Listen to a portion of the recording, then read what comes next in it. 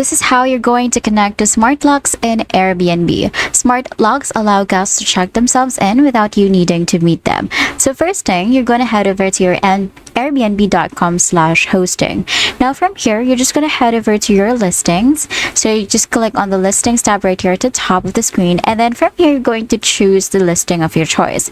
Now from here, you're going to head over to the arrival guide tab at the left side panel. And then you're going to scroll down until you find this check-in method. Now click on that, and then from here you're going to select smart lock.